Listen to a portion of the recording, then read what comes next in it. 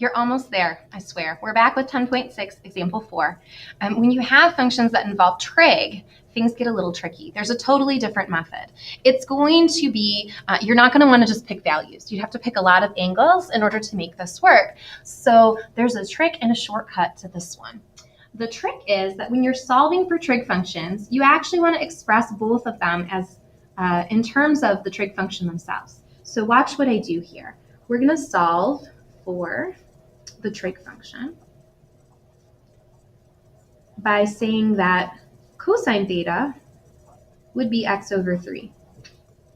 And with the y, I would say that sine of theta is y over 4. Then my goal here is to use this. I want to use our Pythagorean identity, cosine squared theta plus sine squared of theta is equal to 1. So if cosine theta is x over 3, then what's cosine squared? It would be x squared over 9. And if sine is y over 4, then sine squared would be y squared over 16. And lo and behold, what did we just finish graphing? We've been talking about conics. This would be an ellipse. So we have an ellipse here. It's centered at the origin. And right, I can see my A and my B values rather quickly. So we'll create a quick sketch. It's centered at the origin. In the x direction, I want to count out 3. 1, 2, 3. Y direction, or sorry, 1, 2, 3. Got to go backwards. In the y direction, I'm going to go 4. 1, 2, 3, 4. 1, 2, 3, 4. And I'll do my best to graph my ellipse. Sometimes you got to pay attention. This one goes 0 to 2 pi. And I've done enough of them now that I know that that's going to be a full circle around. We still need the orientation here. We don't have t's, we have thetas. So we'll just pick a couple thetas. Pick some easy ones. Do not give yourselves pi over 3s and pi over 6s. It'll be really easy for me to plug in, for example, theta equals 0. We're operating in radians. And when theta equals 0, go back to the original, right? Cosine of 0 is 1. So that would mean that x is 3. And when theta is 0, sine is 0, so y would be equal to 0. That would mean that this coordinate right here at 3, 0 corresponds to theta equals 0. And then we'll just do it again. We want to increase, so we'll pick a larger value, maybe pi over 2. I picked pi over 2. When theta is pi over 2, cosine is 0. So my x coordinate would be 0. And when theta is pi over 2, sine is 1. So 4 times 1 makes 4. So that coordinate right here would be corresponding to the location where theta was pi over 2. Right? So I'm using a little bit of plugging in values and a little bit of conversion. I converted over to rectangular form, and then I went ahead and tested a couple of values. This tells me that my orientation is moving. Right? As I increased my angle, I was moving from here to here. So my orientation is counterclockwise. And it has to stay consistent. So this one would be like a loop. It only goes from 0 to 2 pi, so that would be a full cycle around, but you don't have to limit it. It would just keep repeating itself and repeating itself. So that's how you want to deal with ones that have theta as their parameter. The last page is actually going to be our shortest and our fastest, I swear. We're almost done. There are some questions where they ask you to parameterize a given graph. And the interesting thing here is that there are technically infinitely many solutions because you can choose to parameterize with any relation you like. So here's an example.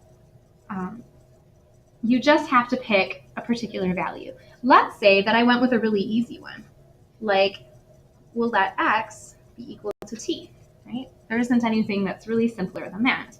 Well, if x is equal to t, and I told you I would have to provide you with that piece, then you would go up here and just substitute it in.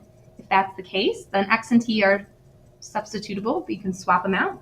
Then we would say that y equals 3t squared minus 4. And my set of parametric equations would be to say that x is t and y is 3t squared minus 4.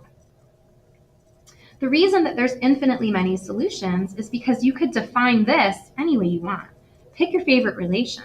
Maybe, and I'm only choosing this one because the book seems to love it, they use this, right? Why? Well, because it could be any relationship. The relation between x and t could be anything it wanted. The only difference then would be that I would still need them to be x and y to be related via this. So how would I get rid of my x here? I would substitute it back in, right? If that's true, then knowing the rectangular form, I would just plug in that t value, that t relation, and I would resolve for my y. So this comes out to be y equals 3 times 4 minus 4t. And I could simplify it out. I end up getting 3t squared minus 12t. I'd have a plus 12, but a minus 4, so a plus 8.